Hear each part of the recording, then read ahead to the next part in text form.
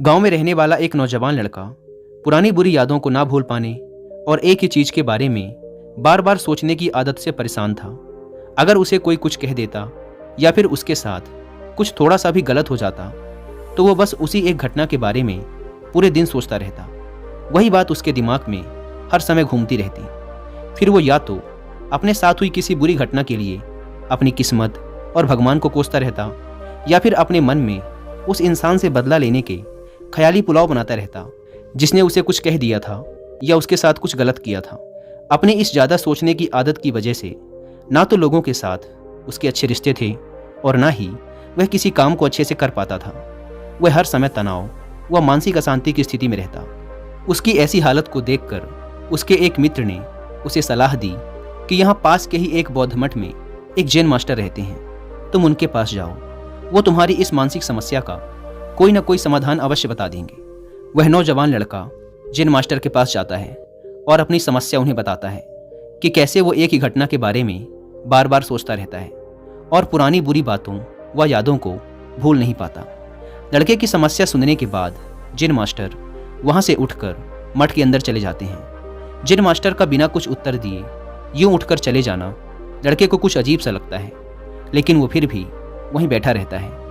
थोड़ी देर बाद वह देखता है कि जैन मास्टर मिट्टी की गिलास में पानी भरकर उसकी तरफ चले आ रहे हैं। जैन मास्टर लड़के के पास आकर खड़े हो जाते हैं तो लड़का भी उनके सामने खड़ा हो जाता है। जैन मास्टर लड़के से पूछते हैं, बताओ इस गिलास का वजन कितना होगा? लड़के ने कहा, मैं एकदम सटीक तो नहीं बता सकता, लेकिन इस गिलास का वजन बहुत ही कम है। अब जैन मास्टर ने गंभीर होकर कहा, मेरा प्रश्न ये है कि अगर मैं इस गिलास को थोड़ी देर तक ऐसे ही पकड़कर खड़ा रहूं तो क्या होगा? लड़के ने कहा, कुछ भी नहीं होगा। जैन मास्टर ने फिर पूछा, अगर मैं इस गिलास को इसी तरह 1 घंटे तक पकड़ कर रखूं तो क्या होगा? आपके हाथ में दर्द होना शुरू हो जाएगा। लड़के ने कहा। जैन मास्टर ने फिर प्रश्न किया, अगर मैं इस गिलास को ठीक इसी तरह पूरे दिन पकड़ कर रखूं तब क्या होगा? आपके हाथ में बहुत ही भयंकर दर्द होना शुरू हो जाएगा। आपका हाथ सुन्न भी हो सकता है, आपकी मांसपेशियों में भारी तनाव आ सकता है और यहाँ तक कि आपके हाथ को लकवा भी मार सकता है। लड़के ने गंभीर शब्दों में कहा। जैन मास्टर ने कहा, बहुत बढ़िया, लेकिन क्या इस दौरान गिलास का वजन बदला? लड़के ने कहा, नहीं, वजन तो नहीं बढ़ा। तब भला हाथ में दर्द और मांसपेशियों में तनाव क्यों आया? जैन मास्टर ने पूछा। बहुत समय तक पकड़े रहने के कारण, लड़के ने जवाब दिया। जैन मास्टर ने फिर प्रश्न किया, अब इस दर्द से छुटकारा पाने के लिए मैं क्या करूं? गिलास को नीचे रख दीजिए। लड़के ने कहा। जैन मास्टर ने कहा, बिल्कुल सही, और जीवन की परेशानियां भी कुछ इसी तरह होती हैं। इन्हें कुछ देर तक अपने दिमाग में रखिए और लगेगा कि सब कुछ ठीक है।